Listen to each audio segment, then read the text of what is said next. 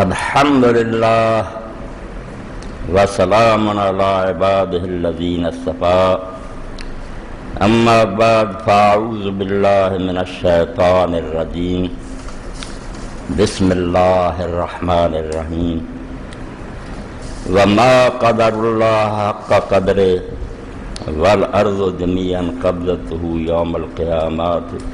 یوم القیامت والسماوات مطویات بیمینہ سبحانہ وتعالی عما یشرکون۔ واجب الاحترام احباب، دوستوں کے مشورے اور غور و فکر کے بعد میں نے چند چیزوں کا فیصلہ کیا۔ پہلے میں ان کا اعلان مناسب سمجھتا ہوں۔ سب سے پہلی بات تو یہ ہے کہ خطبہ اردو زبان میں ہونا چاہیے۔ یہ بہت سے دوستوں نے یہ بات بتائی کہ چونکہ اب بات کا سلسلہ دور تک پھیل گیا ہے، دوسرے ممالک میں بھی اس کی اشاعت ہے، وہاں زیادہ لوگ اردو سمجھتے ہیں، اس لیے اگر اردو میں خطبہ ہو تو اس سے عام لوگوں کو زیادہ فائدہ ہوگا۔ تو اللہ تعالیٰ کی توفیق اور مدد سے انشاءاللہ آئندہ جو خطبات جمعہ ہیں وہ اردو میں ہوا کریں گے۔ دوسری بات یہ ہے، جس طرح میرے بھائی نے توجہ دلائی وہ بھی ٹھیک ہے، وہ تو مجبوری ہے چھٹی کی وجہ سے۔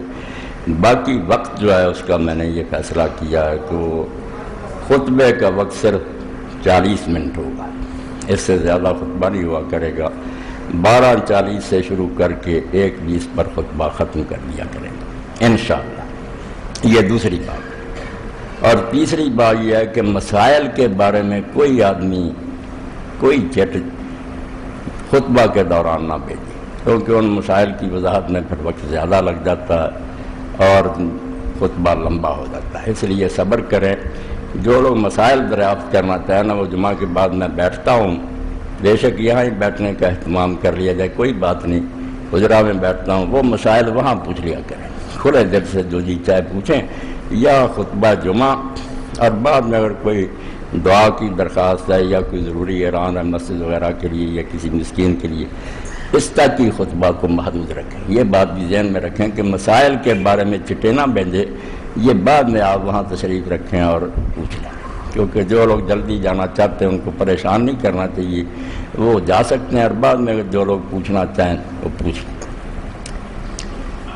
اس سلسلہ میں ایک بات جو انہی دنوں مجھے پیش آئی، جس کی وجہ سے میں اپنے سابقہ تجربات کے بارے میں اور اعلیٰ وجہ بصیرت ہو گیا، اور مجھے یقین ہو گیا کہ یہ دور فقہی مسائل کے بیان کرنے کا نہیں ہے۔ ہم جن باتوں میں الجھے ہوئے ہیں نا کہ لوگوں کو نماز سکھائیں، وضو سکھائیں، نیکی بدی کی باتیں سکھائیں، یہ مجھے بے وقت کی راگنی محسوس ہوتی ہے۔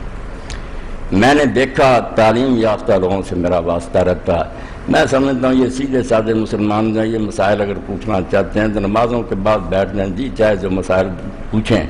وقت جو ہے ایسا ہے کہ الحاد جو ہے وہ غالب آتا جا رہا ہے دنیا میں، خود مسلمانوں میں ذہنی ارتداد پیدا ہو گیا۔ یہ بدقسمتی ہماری کہ لوگوں نے پہلے مرتدوں کی طرح نام نہیں تبدیل کیے، کوئی عیسائی ہو جاتے یا ہندو ہو جاتے تو ہمیں پتہ چل جاتا وہ مسلم ہی ہیں، رشتے ناطے ہمارے ان کے ساتھ ہو رہے ہیں، مگر اندر سے وہ بالکل یقین جانے مرتد ہو چکے ہیں۔ وہ نہیں مانتے کہ کوئی خدا ہے، نہ وہ مانتے ہیں کہ کسی وقت کوئی نبی آیا، کسی قیامت کو نہیں مانتے۔ اس کا اظہار وہ عام لوگوں کے سامنے کرنے سے جھجکتے ہیں، مگر اپنی مجلسوں میں مذاق اڑاتے ہیں ان باتوں کا، اور اس بارے میں ایسے شبہات اور اعتراضات کا اظہار کرتے ہیں پڑھے لکھے لوگ، جس سے پتہ چلتا ہے کہ یہ یقین کی دولت سے محروم ہو چکے ہیں، ان کا ایمان جو ہے نا اس کو گھن لگ چکا ہے۔ ہم زبردستی ان کو مسلمان مانتے ہیں، اور یہ بھی بیچارے اس لیے کہ کوئی گڑبڑ نہ ہو جائے خاندان میں خاموش ہیں، ورنہ بالکل وہ اسلام سے پھر گئے، ان کو کوئی یقین نہیں رہا۔ یہ ہماری صدیوں کی سمجھے غفلت اور یہ غالب نظام جو تھا کفار کا غلامی، اس نے دور کر دیا۔ اسی لیے علامہ اقبال فرماتے ہیں، سوئے تہذیب حاضر کے گرفتار غلامی سے بدتر ہے بے یقین۔ انگریزوں نے اور نہیں ہمارا کچھ بگاڑا، بہت سی ترقیاں بھی اس ملک میں کی ہیں، ہمارا یقین چھین لیا۔ انہوں نے ایسا نظام تعلیم قائم کیا کہ دینداروں کی اولاد جو تھی وہ کھلی یا منکر ہوگی، اگر کھلی منکر نہیں وہ مذبذب ہوگی، شک میں پڑ گئی کہ اللہ جانے کون سا دین سچا ہے یا نہیں۔ بلکہ خود دین کے بارے میں شبہ میں مبتلا ہو گیا کہ پتہ نہیں کوئی دین نازل ہوا بھی ہے یا نہیں۔ انہی دنوں میں 3 راتیں میری ایسی صرف ہوئی ہے کہ اسلام آباد سے میرے دوست ہیں ڈاکٹر بشیر صاحب، ان کے ساتھ 2 اور ڈاکٹر آئے ہوئے تھے، PhD لوگ، بڑے بڑے افسر ہیں، وہ بھی تھے، اور تیسرے دن ان کے ساتھ پھر یہاں یونیورسٹی کے ایک ڈاکٹر صاحب بھی آئے، جن کے بارے میں بشیر صاحب نے بتایا کہ یہ وہاں امریکہ میں پڑھتے رہے ہیں، ان کے پاس بہت سے سوال ہیں جو بڑے مولوی حضرات کے پیاس کو لے کر گئے، مگر انہوں نے کہا مجھے کوئی قائل نہیں کر سکتا، کسی نے معقول جواب نہیں دیا، اس لیے وہ بیچارے متشکک تھے کہ دین کی باتیں، وہاں یہودی سے کسی سے واسطہ رہا ان کا، ایک دائریے سے رہا، انہوں نے ایسے سوال اٹھائے کہ یہ دین کے بارے میں جانتے نہیں تھے، پریشان تھے۔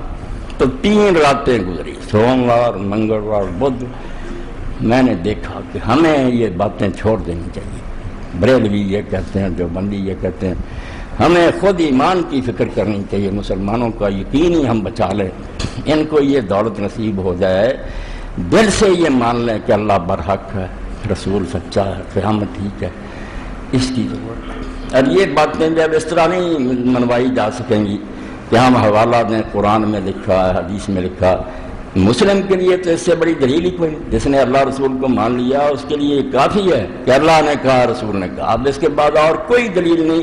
جو مانگتا ہے وہ اپنی حیثیت کو نہیں پہچانتا، کہلاتا مسلم ہے، اور پھر اللہ رسول کی بات کے بعد بھی دلیل مانگتا نہیں، سمجھ نہیں آئی اس کو، وہ لوز تھنکنگ کا مریض ہے، اس کا دماغ جو ہے اس میں خلل ہے کہ اگر مسلم ہے تو پھر اللہ رسول کی بات کافی ہے، اور اگر مسلم نہیں ہے تو باہر کھڑا ہو جا، پہلے اس پر بحث کر کے اللہ کا رسول سچا ہے نہیں، نبوت پر بحث کر، نبی پر یقین ہو جائے گا تو اندر آ جانا، نہیں یقین ہوتا تو باہر ہونا، بے شک کافر مرو۔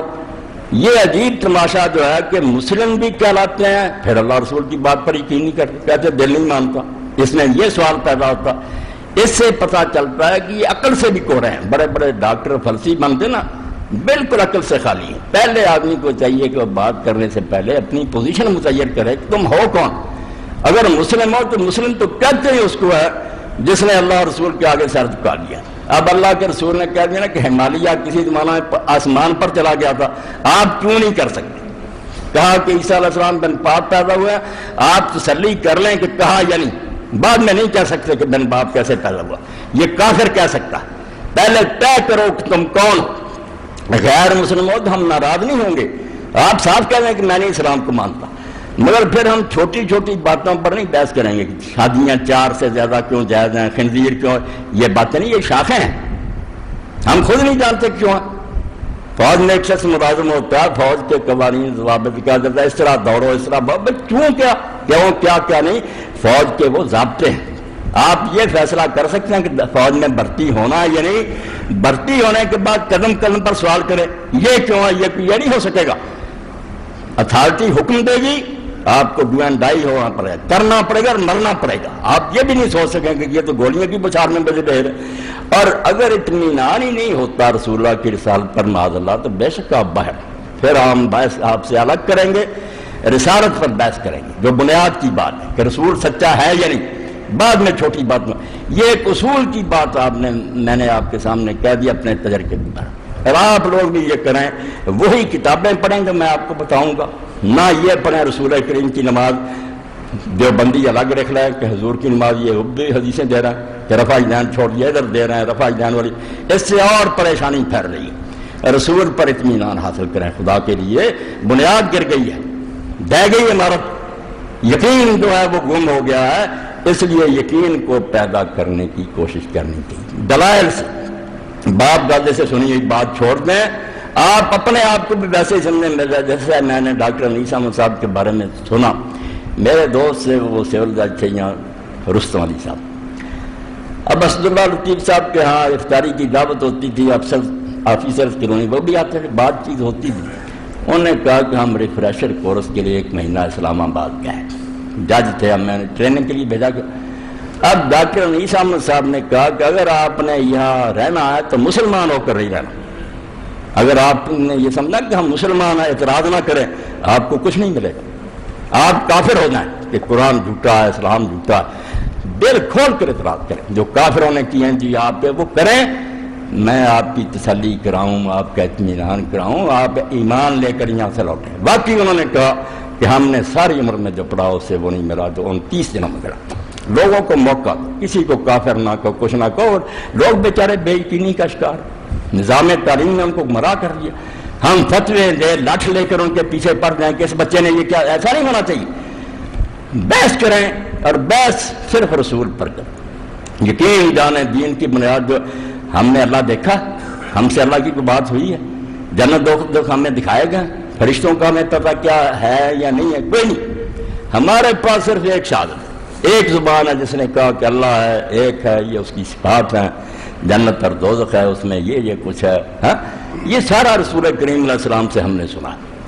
اب رسول کریم علیہ السلام بھی وہ گواہ ہے جن کی صداقت کو پرکھنا لازم ہے۔ بالکل ہر شخص کو چاہیے کہ اس بارے میں جو چھلنی بھی وہ استعمال کر سکے، اس پر حضور کو جانچے، تسلی کرے، سخت سے سخت اعتراض کر کے فیصلہ کرے کہ دل مانتا ہے کہ یہ اللہ کی طرف سے تھا، سچا رسول تھا۔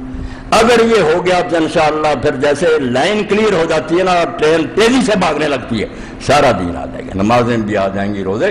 جب یہی بنیاد کمزور ہوگی، آپ باپ دادا سے سنے وہ مانتے ہیں تقلیداً کہ مسلمانوں میں پیدا ہو، یار یہ لوگ کہتے ہیں ہمیں کیا پتہ عیسائی سچے، پھر سب کچھ تباہ، کچھ نہیں۔ دین کی بنیاد رسول کریم علیہ السلام کی رسالت کا اس بات ہے، یہ اصولی بات سمجھیں۔ اس لیے کتابیں بھی بتاؤں گا، پھر بھی بتاتا رہوں گا، سوال بھی اس کے لیے کریں۔ سیرت النبی پر آپ ڈٹ جائیں۔ قرآن جو ہے یہ بھی صرف حضور کے کہنے سے ہم مانتے ہیں اللہ کی کتاب، ہمیں نہیں پتا کہ جبریل آئے تھے یا نہیں کیا، حضور نے فرمایا۔ آپ کو ہم نے سچا مانا، دل و جان سے مان لیا کہ اللہ کا کلام۔ آپ پر اعتماد اٹھ گیا، ساری عمارت گر گئی، بکس اور گئی، ساری بارود کی چنگاری نے سب کو برباد کی۔ اور اگر انکار نہیں بھی، شک بھی آ گیا نا کہ خدا جانے بہت سچے ہیں گوتم، پھر بھی دین برباد ہو۔ اور اسی لیے آپ دیکھتے ہیں کہ قرآن مجید کی آخری سورہ میں اللہ نے جس شے سے پناہ مانگنے کو حکم دیا کیا ہے؟ شر الوسواس۔ وسوسہ پیدا ہو گیا نا، شیطان نے کوئی خیال ڈال دیا آپ کے دل میں، شاید یار یہی بات ٹھیک ہو، برباد۔ یہ بیج کو جیسے گھن کھا جاتا نا، پھر نہیں پودا اٹھتا، دین نہیں آئے گا کبھی بھی۔ وسواس ایسی بیماری ہے، اللہ کے رسول علیہ السلام نے خود دعائیں سکھائی ہیں، میں وسوسۃ الصدر، دل میں وسوسے نہیں آنے چاہیے۔ وسوسہ دین کو کھا جاتا جیسے لکڑی کو آگ کھا جاتا۔ تو ایمان اور یقین جو ہے نا، یقین پیدا کرے غافل، یقین سے ہاتھ آتی ہے وہ درویشی کے جس کے سامنے جھکتی ہے فخور۔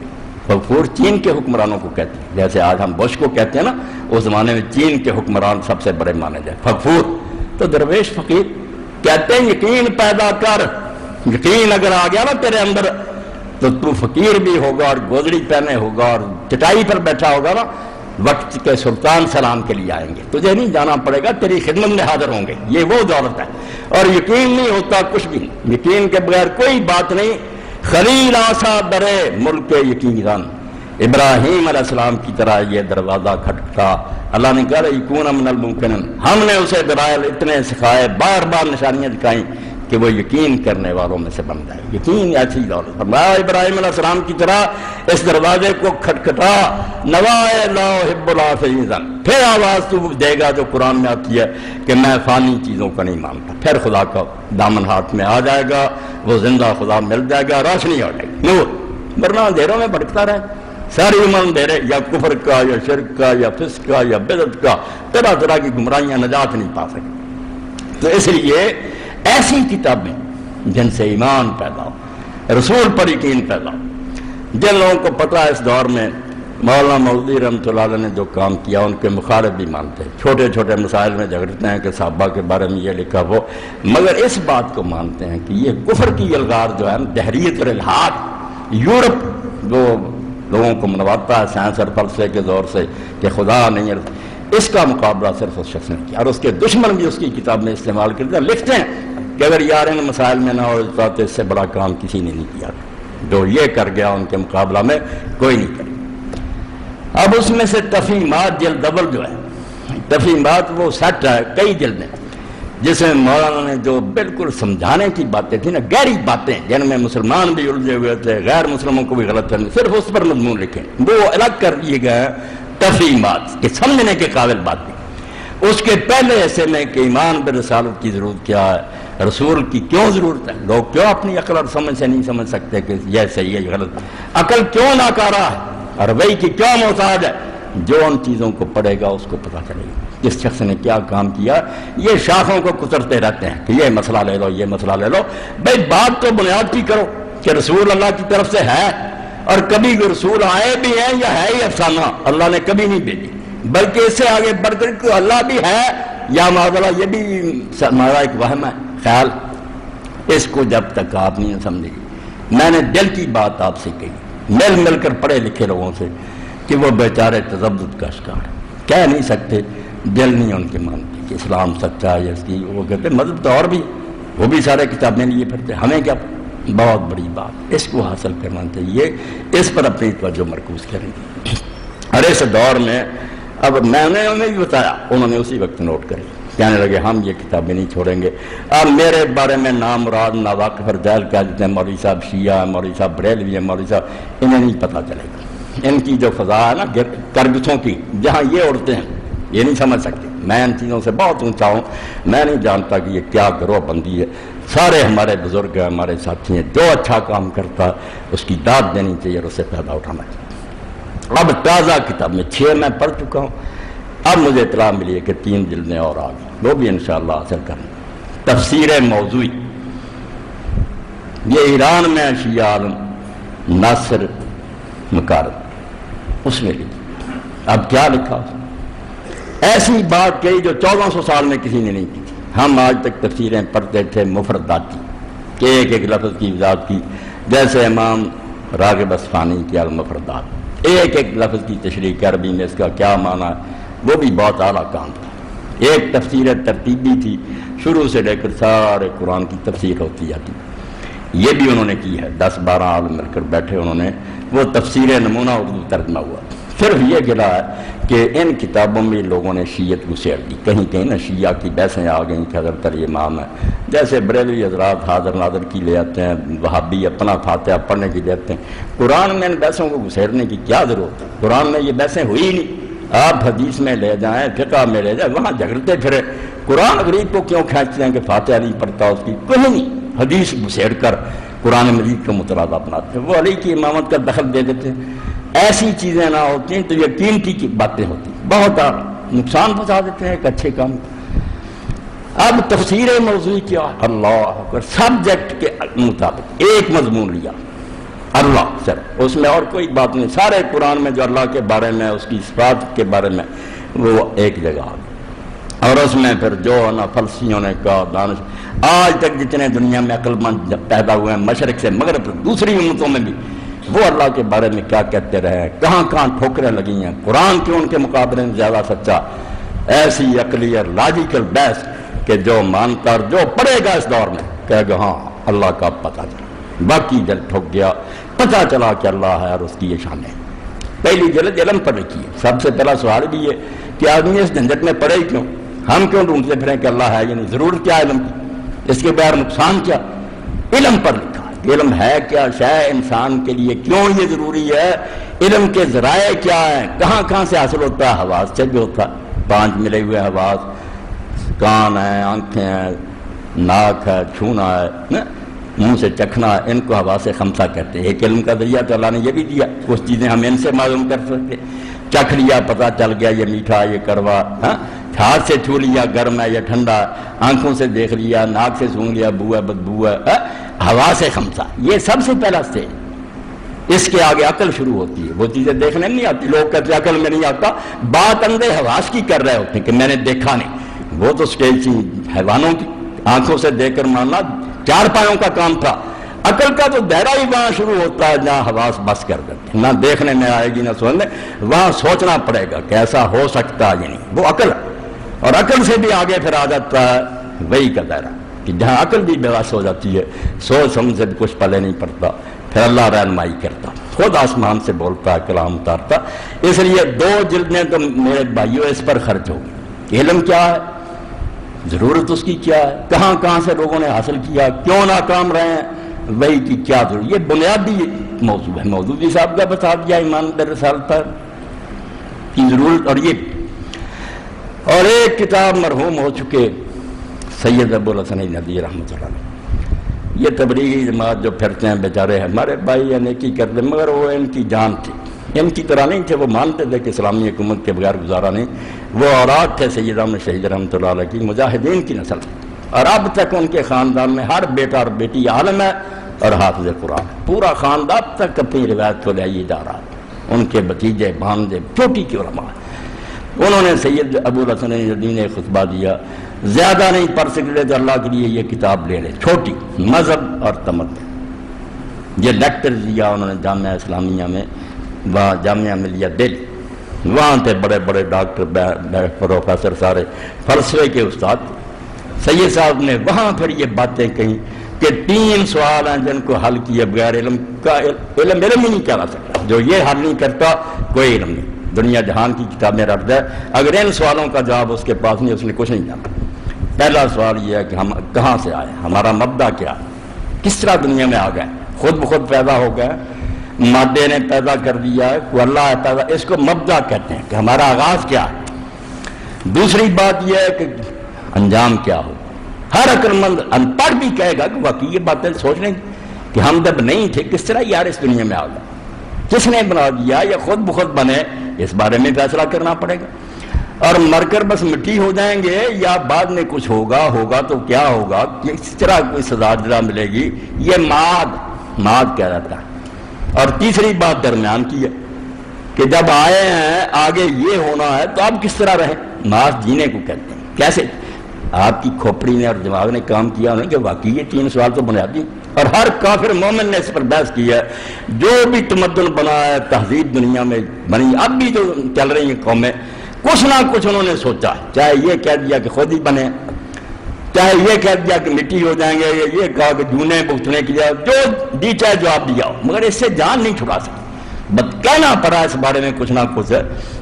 اور یہاں جینے کے لیے صرف عقل کافی ہے کہ دانا آدمی بیٹھ کر جو مرضی سوچ لیں، یا اس کے لیے کوئی اور خارجی رہنمائی کی ضرورت ہے جس کو وہی کہتے ہیں، باہر سے کوئی مدد آنی چاہیے یا انسان خود ہی ایسے کب، یہ سوال ہے۔ اس پر انہوں نے جو لیکچر دیا ہے مذہب اور تمدن، میں کہتا ہوں وہ شخص جو زمانہ میں آیت اللہ تھا، اللہ کی قدرت کی ایک نشانی تھا۔ کبھی کبھی اللہ ایسے بندے پیدا کر رہا ہے، بشر ہی تھا، مگر اس کے علم کو جب ہم دیکھتے ہیں ایک ایک سطر نے موتی پڑھائے، پکڑا ہے ان کو بالکل بنیادوں سے، ڈائریوں کی کتابوں کے حوالے، صوفیوں کے حوالے، سب کو اس نے بتایا کہ صوفی بھی ہار گئے، انہوں نے بھی اشراق کے ذریعے کچھ نہیں ملا۔ اختلاف، کوئی وحدت الوجود کہتا، کوئی وحدت حقیقت معلوم ہے ایک نہ ہوتا، کچھ نہیں، محنت انہوں نے کیا، نیک حقیقت تک نہیں پہنچ سکے۔ حواس والے بھی ہار گئے، عقل والے بھی ہار گئے۔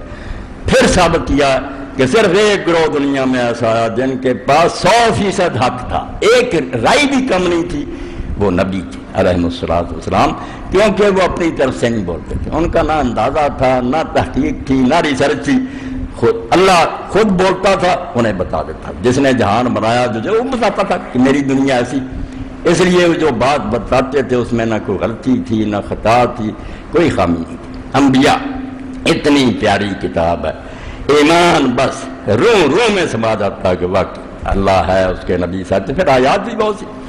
اس لیے اثر کرنے کے کام جو ہیں یہ ہے، چھوڑیں چھوٹی باتوں کو ہاتھ ناپ کے نیچے باندھنے۔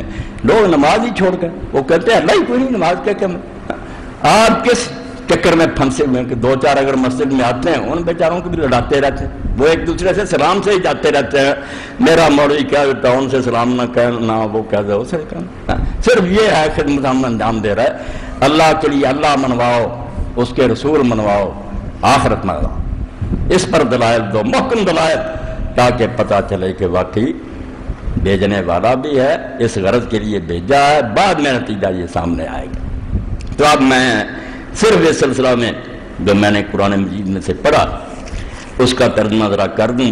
یہ سورہ زمر ہے، 24واں پارہ۔ قرآن میں یہ مضمون تو بھرا ہوا پچھلا خطبہ بھی تھا کہ اللہ کہتا ہے آئے گا جب یہ کارخانہ جو ہے یہ تباہ ہو جائے گا، یہ دنیا اسی طرح نہیں چلتی رہے گی، آسمان ٹکڑے ٹکڑے ہو جائے گا، پہاڑ اڑ جائیں گے، سمندر جو ہیں یہ بھی زمین پر پھیل جائیں گے، ساری زمین برابر کر دی جائے گی۔ وہ فنائے عالم کا بیان تھا۔ یہ قرآن میں سے کہاں سے پڑھیں، یہ تو سارا قرآن بھرا ہوا۔ قرآن کا تو یہ مرکزی مضمون ہے کہ لوگوں کو بتایا کہ یہ دنیا ایسے نہیں چلتی رہے گی، یہ چمن ہمیشہ آباد نہیں رہے گا، برباد ہو جائے گا. وقت آئے گا سب کچھ تباہ و برباد کر دیا جائے گا، مگر تباہی پر ہی بات ختم نہیں ہو جائے گی. یہ نہیں کہ صرف تباہ کر کے چھوڑ دیا جائے گا، لوگوں کے مرے مرے نئی دنیا بنے گی. آسمان نیا بنے گا، زمین نئی بنے گی، اس میں پہاڑ نہیں ہوگے، اونچ نیچ نہیں ہوگی. اذا الارض مدت، اور وہ زمین سے پتہ نہیں لاکھوں گنا بڑی. آدم علیہ السلام سے لے کر سب جو اس پر آئیں گے، کوئی پتہ نہیں وہ کتنی لمبی چوڑی کر دی، اس کا کیا نظام ہو اب نہیں ہم کچھ جانتے. بنے گی، بعد میں لوگ زندہ ہوں گے. تو اب جو ظالم یہ کہتے ہیں کہ نہیں بس مر جائیں گے، مٹی ہو جائیں گے، ان کے بارے میں اللہ پاک نے فرمایا ما قدر اللہ حق قدر. یہ سارے داڑیوں کا جواب ہے کہ جو مانتے ہی نہیں خدا کو ان کو چھوڑو. جو مانتے نا کہ اللہ ہے پھر قیامت کے منکر ہیں، ان کے بارے میں اللہ نے کہا ما قدر اللہ حق قدر. ان ظالموں نے اللہ کی شان پہچانی ہی نہیں جیسے پہچاننی چاہیے تھی. انہیں اللہ کا صحیح پتہ ہوتا کیا انکار کرتے، کیوں یہ باتیں کہتے کہ قیامت نہیں آئے گی. میں نے پچھلے جمعے میں بھی اشارہ کیا تھا اب بھی کہ اللہ کیا ہے جو چاہے کر سکتا. اگر یہ مانتا ہوتا ظالم کیوں سوال اٹھاتا کہ جب ہڈیاں ہو جائیں گے مٹی ہو جائیں کس طرح دوبارہ پیدا ہوں گے. تو نے ظالم اپنے اللہ کو نہیں پہچانا، تو کسی عاجز اور بے بس کو مانتا ہے اللہ، ورنہ اللہ کو صحیح کو مانتا ہوتا جو چاہے کرے، وہ ہزاروں دفعہ تباہ کرے دنیا نہیں بناتا رہے. کیا اعتراض ہے تو نے نہ اس کی قدرت پہچانی، تو ایسا اومنی پوٹینٹ ہے، اتنی طاقتوں کا مالک ہے، نہ تو نے سوال اٹھایا کہ کون جانتا ہے کس نے کیا کیا. آدمی کو خود نہیں یاد رہتا. آدم علیہ السلام سے لے کے قیامت تک کتنے انسان ہیں، کس کو یاد ہے اس کا دل کتنی بار دھڑکا، دل میں کیا خیال آیا، آنکھوں نے کیا چوری کی. یہی سوال شیطان پیدا کیا. فرمایا ظالم اگر تو اللہ کو بکل شیء علیم مانتا تو اس سے ایک ذرہ بھی چھپا نہیں ہے، اس کے لیے ماضی حال مستقبل سب ظاہر ہے، وہ ہر شے کو جانتا. اور اگر تو کہتا ہے کہ بس ہے تو سب کچھ ٹھیک، مگر اس نے کیوں دنیا بنانی ہے، تو اس کی حکمت کا منکر ہے. جو اس کو نادان اور بیوقوف سمجھتا کہ اتنا بڑا جہان بنا دیا، ادھر نیکیوں کے ڈھیر لگ رہا ہے، ادھر بدماشیاں ہو رہی ہیں، وہ تماشا دیکھتا اور مر جاتے ہیں لوگ، وہ سب کو مٹی میں مرا دیتا. اس کی مثال تو میرے دوست کہہ رہا ہے بالکل ٹھیک ہے کہ ایک بچہ دیر رات پڑھتا رہا، اس نے پرچہ دیا ہے خالی چھوڑایا، ممکن ہے دونوں کو انعام دے دیا. آپ ہی بتائیں آپ کے بچے کے ساتھ اگر یہ ظلم ہو، پڑھنے والے بچے کو بھی وہی انعام دو، فارغ اور بالکل بیکار رہنے والے کو آپ کا دل جو ہے دعائی نہیں دے گا کہ ممکن تو ظالم ہے، میرا بچہ دیر رات جاگتا رہا اور اس کو بھی وہی انعام. اس لیے اس سے بڑی بے حکمتی، نادانی اور بے وقوفی ہو ہی نہیں سکتی کہ کام کرنے والے کو اور نہ عمل کرنے کو برابر کرے. تم میں سے کون آقا ہے جس کا ایک مزدور کام کرے اور دوسرے سرے سے کام ہی نہ، ان کو دونوں کو تنخواہیں دے. کوئی عقل کرو، اللہ کو اس سے بھی زیادہ نادان سمجھا. اسی لیے جنہوں نے کہا تھا کہ یہ دنیا جو ہی چلتی رہے گی، کیا جواب دیا اللہ نے؟ اللہ کی باتیں لاجک پر مبنی. میں کہتا ہوں عقل یہ ہے اصل سوچ، جاہلوں کی سوچیں بالکل بے. اللہ قادر مطلق ہے، جتنی بار چاہے دنیا بنائے، وہ علیم ہے، اس کو حساب دینے میں کیا مشکل پیش آئے گی، ذرے ذرے کو جانتا کہ یہ جو پیش ہوا یہ کیا کر کے آیا. وہ حکیم اور دانا ہے، جانتا ہے کہ یہ گندگی ہے، یہ لٹرین میں پھینکنے کے قابل ہے، یہ خوشبو ہے، یہ گلاب کا پھول ہے، یہ گلدان میں رکھنا چاہیے. اس کو اتنی سمجھ رکھ رہا ہے کہ یہ نیک ہے، اس کو انعام دینا ہے، یہ بد ہے، اس کو سزا دینی. تو فرمایا وما قدر اللہ حق قدر. جتنے قیامت کے بارے میں سوال اٹھاتے ہیں جواب آ گیا اس میں کہ انہوں نے اللہ کو نہیں پہچانا جیسے پہچاننا چاہیے. کسی اور ہی چیز کو اللہ مانے بیٹھے ہیں، ورنہ سوال سارے ختم ہوتے ہیں. اللہ کی قدر ہی نہیں پہچان سکے. وَالْأَرْضُ جَمِيعًا قَبْضَتُهُ يَوْمَ الْقِيَامَةِ. یاد رکھو وہ وقت آنے والا ہے جب یہ لمبی چوڑی زمین جو مشرق سے مغرب تک ہے یہ اللہ کی مٹھی میں ہوگی. تم سمجھتے بڑی بڑی دنیا ہے، اللہ تمہارا غرور خاک میں ملا دے گا. ایک ایک ضلع کے حاکم ہو کر تم متکبر بنے ہوئے اور کہتے ہیں میں ہوں میں ہوں میں ہوں. میں اس وقت تمہیں دکھا دوں گا کہ یہ ساری سلطنتیں میری مٹھی میں ہوں گی. والسماوات مطویات بین، اور آسمانوں کو بھی میں نے لپیٹ کر یہ کروڑوں اربوں سیارے دائیں ہاتھ میں لپٹے ہوئے ہوں گے اور اس طرح جھنجوڑوں گا. حدیث پاک میں آتا حضرت عبداللہ ابن عمر بن العاص رضی اللہ عنہ جب حضور یہ بیان کر رہے تھے ممبر پر کانپ رہے تھے. حضور پر اللہ تعالی تھا کہ کیا وہ وقت ہوگا، بادشاہ کھڑے ہوں گے، متکبرین اور جبار کھڑے ہوں گے، مالک کائنات جھنجوڑے گا اور کہے گا اے نا ملوک الارض، کہاں ہے وہ جو زمین میں بادشاہ کہلاتے تھے، آؤ سامنے. اب این الجبارون، جو بڑے بنتے تھے سرکش، سر نکالے یہاں. این المتکبرون، کوئی بول نہیں سکے. پھر کہا جائے گا لمن الملک اليوم، بولو آج راز کھلا کہ بادشاہی کس کی ہے، کون ہے حکمران کائنات کا. پتا چلا تمہاری وہ فرضی اور خیالی جو بادشاہ تھے کہاں ہیں، آئی ساتھ تمہارے اب جکڑے ہوئے غلاموں کی طرح.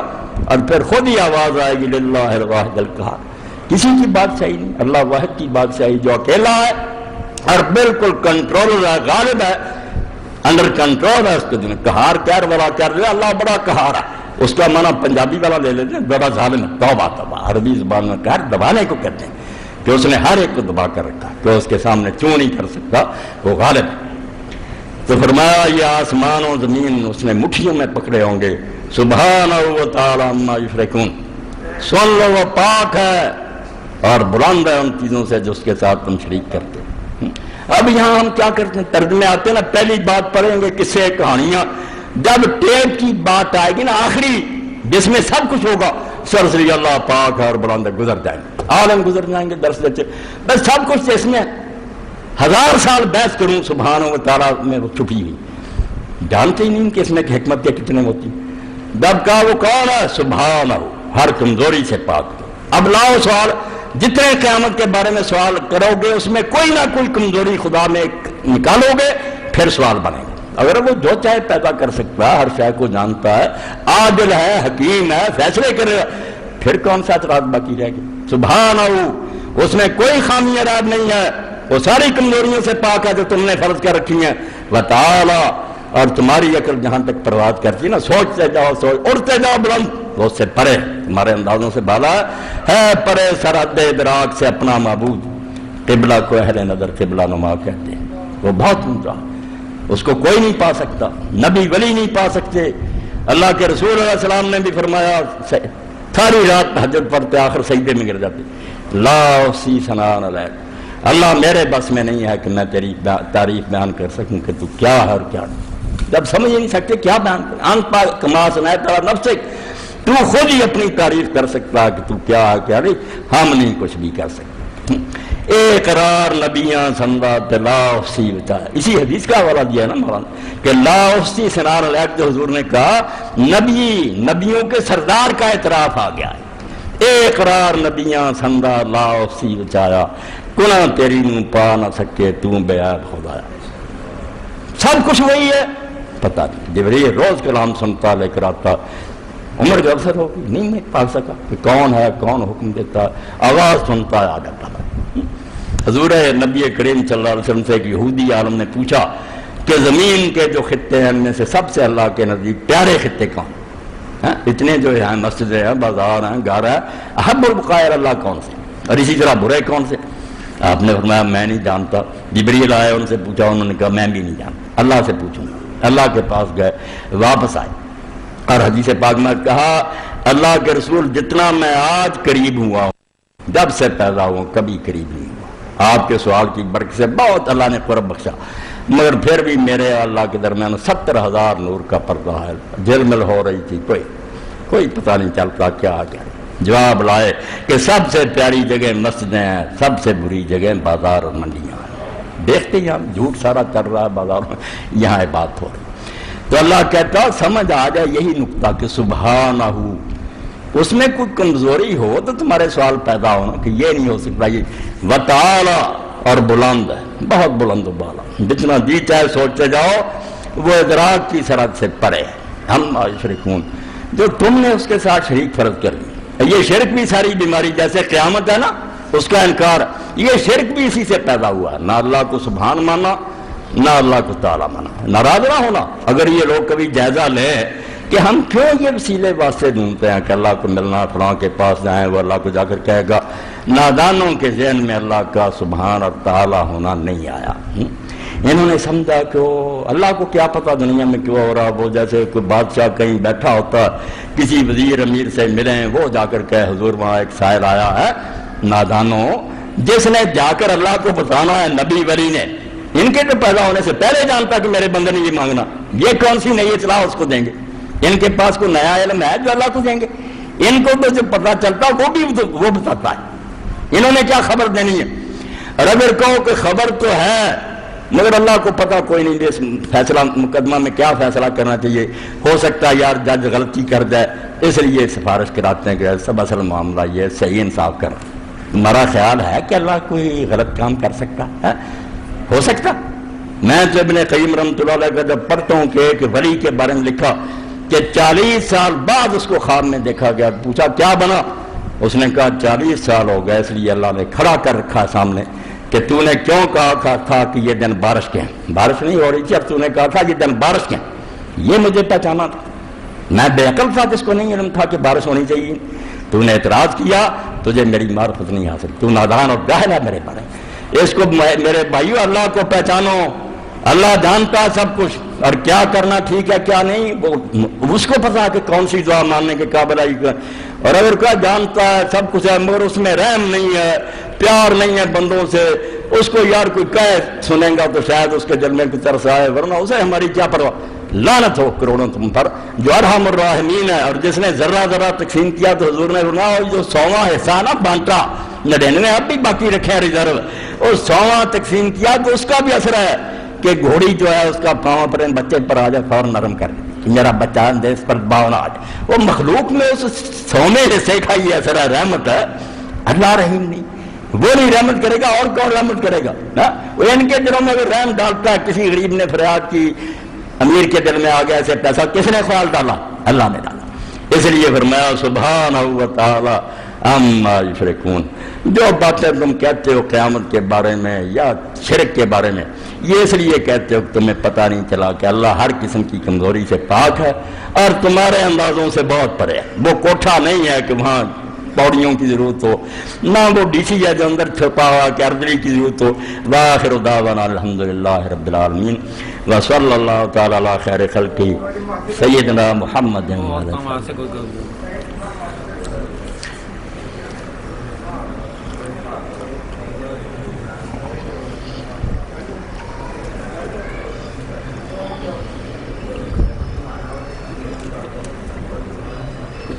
الحمدللہ.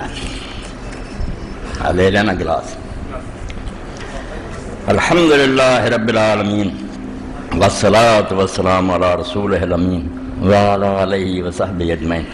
اما بعد، سب سے پہلی بات تو یہ ہے کہ ہمارے ہمسائے اکبر بٹ صاحب کل فوت ہو گئے، ان کے لیے مغفرت کی دعا بعد میں کرنی ہے. جو چلا جائے نا دنیا میں سے، جس طرح ہم جنازے کے بعد کہتے ہیں السلام علیکم ورحمۃ اللہ وبرکاتہ، تو ابن عربی فرماتے ہیں السلام علیکم کہنے کے بعد اگر تم برائیاں کرتے رہو کہ اس میں یہ تھا تو تم نے میت کو سلام نہیں کہا، تم نے سلام نہیں کہا، تم تو بری نیت کے لے کر آئے ہو. اس نے جو کیا وہ اللہ کے حوالے ہے. اور اب تمہارا بندوں کا کام ہے کہ اس کے لیے بخشش کی دعا کریں.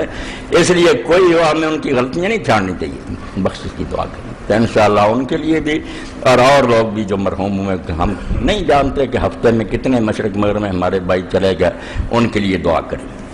دوسرا اعلان یہ کہ پرسوں بروز اتوار وقت 8:30 بجے شروع ہوگا اجتماع مسجد میں تحریک اسلامی کا. احباب شرکت فرمائیں، آ جایا کریں. یہ اتوار کے دن جو نا اجتماع 15 دن بعد ہوتا ہے، اس میں شریک ہوا کریں. انشاءاللہ آپ جھوڑیاں بھر کر جائیں گے. اللہ کی مدد سے دین کے نقطے آپ کو ملیں گے. تو یہ 8:30 بجے شروع ہوگا. 8، 9، 10 اکتوبر اگلا مہینہ جو آ رہا، سالانہ اجتماع جمعہ ہفتہ اتوار کو بمقام حسن عبدال جو ہے ہو رہا ہے. اس پر میرے بھائی نے لکھا کہ ہمارے ذمہ 15,000 روپے، وہاں جو اجتماع ہو رہا اس کے لیے 15,000 روپے درکار ہیں. اس کار خیر میں سب حضرات ضرور حصہ لیں. زکوٰۃ ہو صدقات ہو جن کو اللہ نے دیا، 15,000 تو ایک آدمی کے لیے کوئی بات نہیں. تو یہ رقم جو ہے نا اگلے جمعہ تک یہ آپ بھی پوری کر دیں. اور تیسرا اعلان جو بھائی نے مجھے توجہ دلائی، پہلے وہ بیبیاں آئی تھیں، مسکین تھی، حاجت مند تھی، انہوں نے سفارش کی تھی. تو آج کے جمعہ پر آپ ان مسکین عورتوں کے لیے بیچارے جن کے یہ ہمارے بھائی شریف صاحب سفارشی ہیں، میرے پاس بھی آئی تھیں.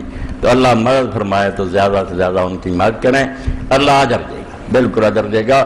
جب کسی مسکین کے لیے صدا دی جائے نا تو آپ اس کو کسی کا معاملہ نہ سمجھا کریں، اپنے ذہن میں سمجھیں کہ میرے لیے کھاتا کھول گیا سیونگ اکاؤنٹ، اللہ کے بہشت میں مجھے اس میں بارے میں جو ملے گا نا وہ ان کوڑیوں کے مقابلے میں بہت ہوگا. اللہ توفیق دے تو آج جو کچھ بھی اکٹھا انہیں دے دینا چاہیے. اللہ تعالیٰ سارے حاجت مندوں کی حاجتیں پوری کرے، ان کی مشکلات کو حل فرمائے، پریشانیوں سے بچائے. پریشانی بہت بڑا روگ ہے، غم کھا جاتا ہے آدمی کو. یہ اعلان جو کیسٹوں کا یہ آپ نے پہلے بھی سنا، بھی میں کہہ دیتا ہوں.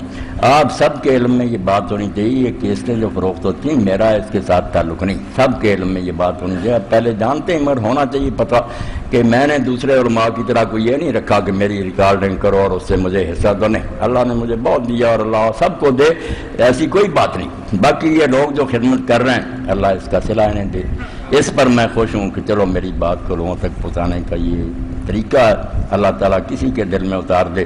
تو یہ اکرم صاحب کی طرف سے ایک حضور کی بیٹیاں کیس نمبر 1 اور 2، قیامت کا منظر اور عجب، شان اولیاء 2 کیس، پردہ کی حمید 2 کیس، 12 امام اور مناظرہ 2 کیس، علاوہ ازیں تمام خطبہ بچے جمعہ، اسی طرح ہمارے بھائی سہیل ہیں اور یہ شفیق صاحب بھی، یہ سارے ایک ساتھی کرتے ہیں۔